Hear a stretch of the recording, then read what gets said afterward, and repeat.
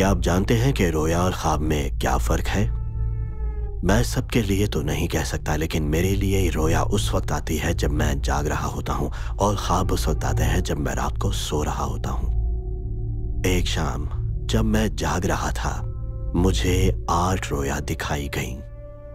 मेरा नाम हज़रत ज़िक्रिया है और खुदा ताला ने मुझे 50 बरस में पहले नबी मुकर्रर किया ताकि बनी इसराइल को याद दिलाऊं कि वो तौबा करें और खुदा ताला की फरमाबरदारी और उन्हें हौसला दूं, क्योंकि उनका मुस्तकबिल बहुत अहम था।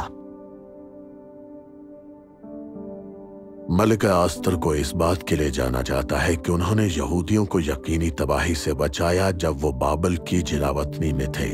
हजरत ज़करिया उन अंबिया में से थे जिन्होंने यहूदियों की रहनुमाई की जब वो बाबल की असीरी से वापस अर्ज़े मऊदा आए। मैं आपको अपनी रोया के बारे में बताऊंगा, लेकिन पहले कुछ तारीखी पस मंजर देना जरूरी है। यरूशलेम में पहला खाना खुदा हजरत सुलेमान बादशाह ने तामीर किया था। वो खाना खुदा संगे मरमर और देवदार लकड़ी से बनाया गया था, निहायत शानदार और कीमती सामान से मुज़य्यन। सदियों के दौरान मुख्तलिफ फातेहीन उस बेश कीमती सामान को लूट कर ले गए थे। 586 कबल मसीह में बाबुल वालों ने इस खाना खुदा को तबाह कर दिया और वो सिर्फ कमजोर बाकियात रह गई जो हज़रत सुलेमान ने 400 बरस पहले तामीर की थी। बाबुल के लोगों ने यहूदा के बाशिंदों को कैदी बनाकर बाबुल पहुंचा दिया। 50 बरस बाद फारिस के लोगों ने बाबुल को फतह किया और उसकी अजीम सल्तनत पर कब्जा कर लिया। जब फारिस ने इक़्तिदार संभाला तो उन्होंने यहूदी कैदियों को इजाज़त दी कि जो चाहें वो वापस यरूशलेम जाकर नया खाना खुदा तामीर कर ले। जब यहूदी यरूशलेम पहुंचे तो उन्होंने फौरन नया खाना खुदा बनाने का काम शुरू किया। इस दूसरे खाना खुदा को ज़रबाबुल का खाना खुदा कहा गया, क्योंकि यहूदा के गवर्नर ज़रबाबुल ने उसकी तामीर की क़यादत की। 2 साल बाद ही उस इमारत की बुनियाद बिल्कुल मुकम्मल हो चुकी थी। जब सिर्फ बुनियाद ही बनी थी तो कुछ लोग खुशी के मारे रोने लग गए थे और कुछ लोग बहुत गमगीन नजर आए कि इस खाना खुदा की तामीर हज़रत सुलेमान के खाना खुदा से कमज़ोर थी। जो लोग यहूदा में असीरी के दौरान आबाद हुए थे वो यहूदियों के दुश्मन थे। उन्हें डर था कि यहूदी दोबारा ताकतवर न बन जाए, इसलिए उन्होंने फारस के बादशाह के सामने झूठे इल्ज़ामात लगाए ताकि तामीर रुक जाए। बादशाह उन इल्ज़ामात से मुतासिर हुआ और यरूशलेम की तारीख का जायजा लिया और नतीजा निकला कि यहूदी हमेशा ताकतवर और बगावत करने वाले रहे हैं। वो कभी भी तख्ता पलट सकते हैं। बादशाह के हुक्म के तहत यरूशलेम में यहूदियों का काम रुक गया। तकरीबन 15 बरस तक तामीर का काम रुका रहा और उस वक्त खुदा ताला के नबी हजरत हज्जी ने खाने खुदा की दोबारा तामीर करने का कहा। खुदावंद ताला ने हजरत हज्जी के जरिए यहूदियों पर शिकायत की कि उन्होंने खाने खुदा को छोड़ दिया है और अपनी आलीशान इमारतें बनाने में लग गए हैं। खुदावंद ताला ने फरमाया कि उनकी जिंदगियों में बरकत नहीं, क्योंकि वो अपनी आरामदेह जिंदगी के बारे में ज्यादा फिक्रमंद हैं। ज़रबाबुल और कौम ने खुदा ताला का खौफ माना, तौबा की और खाने खुदा की तामीर दोबारा शुरू कर दी। उन्होंने ये काम उस वक्त भी किया जब फारिस के बादशाह की तरफ से इजाजत ना थी। हजरत हजी ने निहायत जोरदार कलामात में कौम को हौसला दिया और बताया कि खुदावंद ताला उनके साथ है। बादशाह के खौफ से ज्यादा जरूरी है कि इंसान खुदा ताला के खौफ को माने। चुनाचे कुछ यहूदी यरूशलेम वापस आकर खाना खुदा की तामीर करने लगे, लेकिन उनमें से अक्सर अभी भी बाबुल और फारिस में ही थे। वो रोजाना खैर कौमों के बुतों और झूठे देवताओं के माहौल में रहते थे। असीरी में पैदा होने वाले बच्चे ना यरूशलेम को जानते थे और ना ही खाना खुदा को। उनके लिए रोज का दिन एक इम्तिहान था कि वो खुदा ताला के साथ वफादार रह सके। मेरी ये 8 होया मुझे इसलिए दी गई कि मैं हर जगह के यहूदियों को उनके गुनाहों से तौबा करने की दावत दूं और उन्हें ये हौसला दूं कि वो खाने खुदा की तामीर में ताउन करें। जिस किताब को मैंने लिखा जिसका नाम ज़िक्रिया है, उसमें मैंने 8 रोया को दर्ज किया और खास तौर पर ज़रबाबुल और सरदार काहिन यशवा की अहमियत पर जोर दिया कि वो खुदा ताला के मंसूबे में यहूदा के लिए कितने जरूरी थे। इस किताब का दूसरा हिस्सा यहूदियों के मुस्तकबिल के बारे में है। इसमें खुदा ताला की आखिरी फतह का भी जिक्र है जो उन सब पर हासिल करेगा जो उसकी मर्जी के खिलाफ जाते हैं। कई मसीही मेरी नबूवतों को जनाबी मसीह की ज़मीनी खिदमतों और बुराई पर उनकी आखिरी फतह के साथ जोड़ते हैं, जैसा कि हजरत यूहन्ना की किताब मुकाशवा में मजीद तफसील के साथ बयान हुआ है।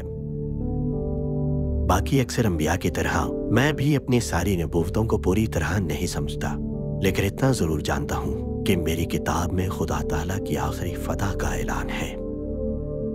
मेरी परवरिश मेरे चचा हजरत मर्दकी ने की थी।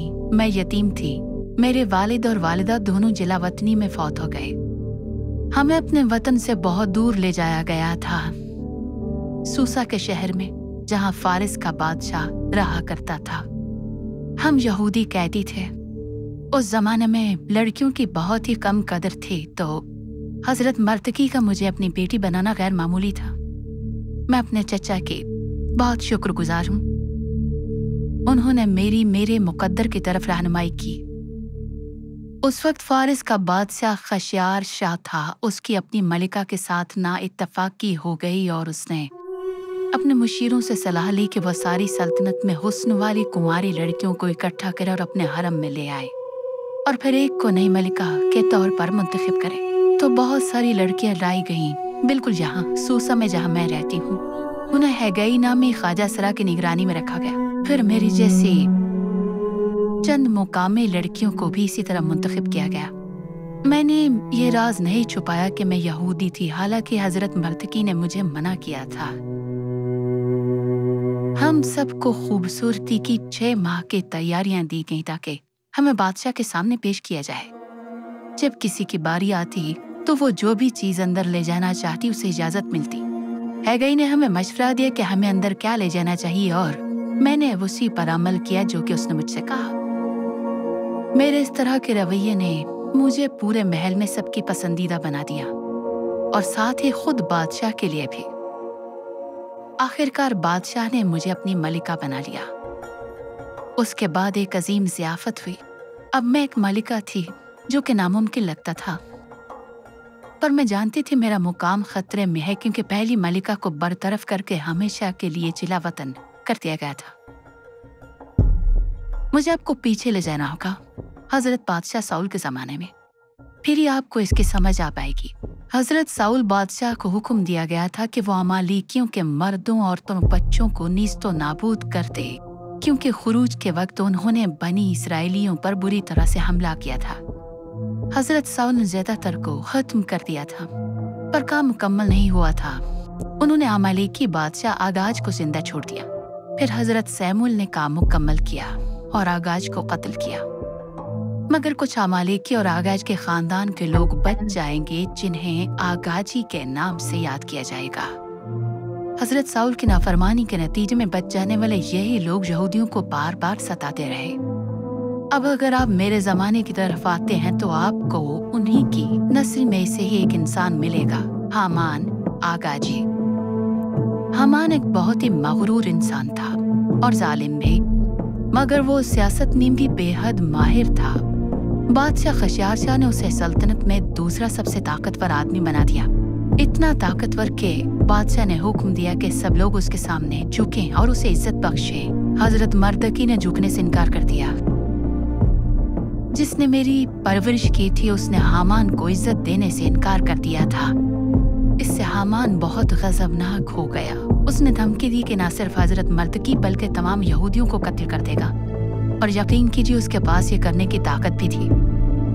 अगर ना करे तो मजीद बगावत पैदा हो सकती थी। हामान ने यहूदियों पर इल्जाम लगाया कि वो फारसी सकाफत में जम नहीं होते, कवानीन को तोड़ते हैं, और चूंकि वह सल्तनत भर में फैले हुए हैं इसलिए निहायत खतरनाक है। उसने हत्ता के पैसे की पेशकश की कि बादशाह यहूदियों के खात्मे का फरमान जारी करे। बादशाह को यह हुक्म देते हुए बहुत खुशी हुई। ऐसा हुक्म जिसे खुद बादशाह भी मनसूख नहीं कर सकता था। ऐसा लगा जैसे हामान को यहूदियों को हमेशा के मिटाने के लिए बेहतरीन मौका मिल चुका था। मुझ तक खबर पहुंची कि हजरत मर्दकी मातम कर रहे हैं, तो मैंने कासिद को भेजा कि जाकर पता करे हकीकत क्या है। हजरत मर्दकी ने मेरे पास फरमान की नकल वापस भेजी और मुझसे सिफारिश की दरखास्त की कि बादशाह को यह हुक्म मनसूख करने के लिए कहूँ। मगर हकीकत यह है कि अगर मैं बुलाए बगैर बादशाह के सामने जाती हूँ और उन्होंने मुझे कबूल नहीं किया तो मुझे मौत की सजा दी जाएगी। मैंने ये बात एक पैगाम में लिखी और हजरत मर्दकी को भिजवाई। उन्होंने मुझे गोद लिया था। वो मेरे लिए वालिद की जगह पर थे। पर इस मौके पर हजरत मर्तकी जरा भी नहीं डरे थे। उन्होंने मेरे पास एक लाजवाल पैगाम भिजवाया। अगर तुम ऐसा नहीं करती हो तो खुदा ताला किसी और तरीके से यहूदियों को तो बचा लेगा, लेकिन तुम और तुम्हारा खानदान हलाक हो जाओगे। और कौन जाने, मुमकिन है तुम्हें इसी वक्त और मकसद के लिए ही शाही मकाम पर बिठाया गया हो। ये एक लाजवाल पैगाम था। हजरत मर्तकी बिल्कुल दुरुस्त फरमा रहे थे। मैंने कहा कि सूसा के तमाम यहूदी मेरे लिए 3 दिन तक रोजा रखे और दुआ करें ताकि मैं अपने इस मकसद में कामयाब हूँ। मैंने उनसे कहा कि मैं जरूर बादशाह के पास जाऊंगी, चाहे यह कवानीन की खिलाफ वर्जी है, और अगर मैं मर गई तो कोई बात नहीं है। फिर मैंने शाही लिबास पहना और महल के अंदरूनी सहन में बादशाह के सामने खड़ी हो गई। मैं नहीं जानती थी कि क्या होगा, मगर मुझे इतना पता था कि मुझे ये लाजमन करना है। आखिरकार बादशाह ने मुझे देख लिया। अब फैसला होने वाला था कि मैं जिंदा रहूंगी या मर जाऊंगी, और मैं दोनों अंजामों के लिए तैयार थी। शायद तुम्हें शाही मकाम पर इसी तरह के वक्त और मकसद के लिए लाया गया हो। लम्हा सदियों पर मोहित हो गया। बादशाह ने सुनहरी ऐसा बढ़ाते हुए कहा, हाँ बोलिए मलिका आस्तर, आप क्या दरखास्त लेकर आई हैं? आपको तो मैं अपनी आधी सल्तनत तक दे सकता हूँ। मैंने उन्हें अपनी ज़ियाफत में मदऊ किया और कहा कि वो हामान को भी साथ लाएं।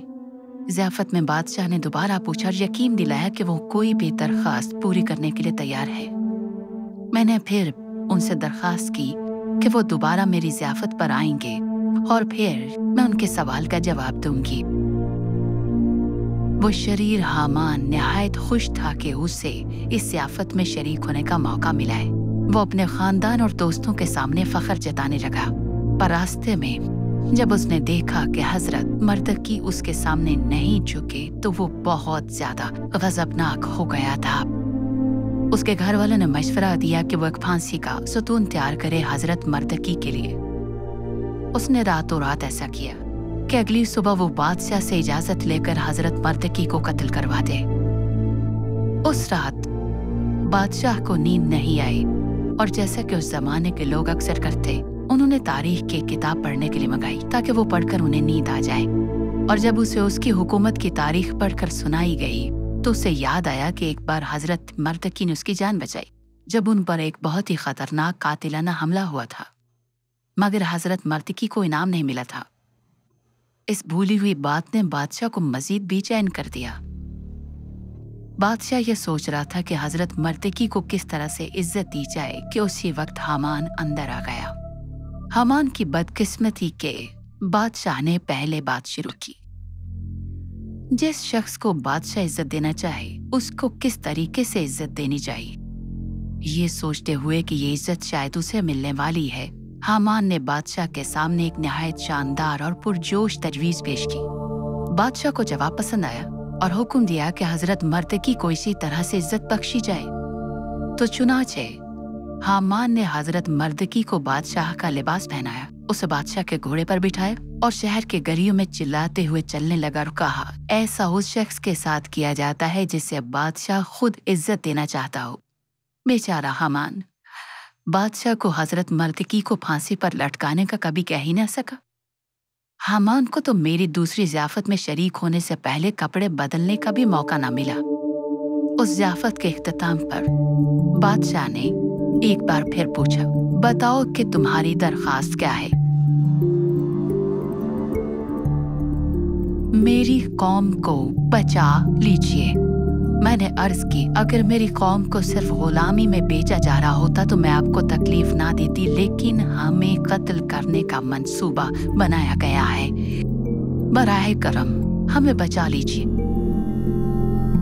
इस आजिज़ी ने उसको मोम कर दिया। उसने पूछा कि कौन है जो ये जुर्रत कर सकता है? मैंने इशारा कर दिया, हामान है वो आदमी हुजूर वाला। और बादशाह गुस्से में ज़ियाफत को छोड़कर चले गए। हामान बहुत खौफज़दा हो गया था। वो मेरी मसनद पर गिर पड़ा कि शायद मैं उसे माफ कर दूं, मगर बादशाह वापस है और उसे मेरी मसनद पर गिरे हुए पाया। वो गज़बनाक हो गया। उसने हुक्म दिया कि हामान को उसी सुतून पर लटकाया जाए जो उसने हजरत मर्तकी के लिए बनाया था। वो यहूदियों के कत्ल का फरमान मनसूख नहीं कर सकता था, मगर उसने एक और फरमान जारी किया, मुकाबला करो।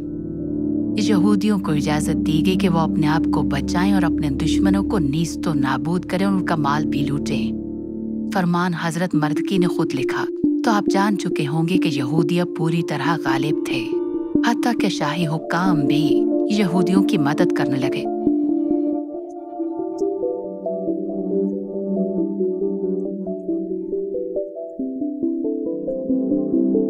और उस दिन से यहूदी उस फतह को ईद पोरियम के नाम से अब तक मनाते हैं। मेरे चचा हजरत मर्दकी हामान की जगह बादशाह के बाद दूसरे दर्जे के हुक्मरान बने। गालिबन तुम्हें भी खुदा ताला ने किसी खास जगह और वक्त पर किसी खास हुनर या खास रिश्ते के साथ रखा हो, ताकि आप उस एक काम को पूरा कर सकें जो वो आपसे करवाना चाहता है। मुमकिन है ये कोई शाही मुकाम ना हो या कोई हुकूमती ओहदा, बल्कि खुदा ताला की बादशाही में कोई खिदमत हो। जब वक्त आए खुदा ताला के मकसद के लिए कदम उठाने का, तो ये कभी मत भूलें कि मुमकिन है आप शाही मकाम पर इसलिए पहुंचाए गए हों किसी ऐसे ही वक्त और मकसद के लिए।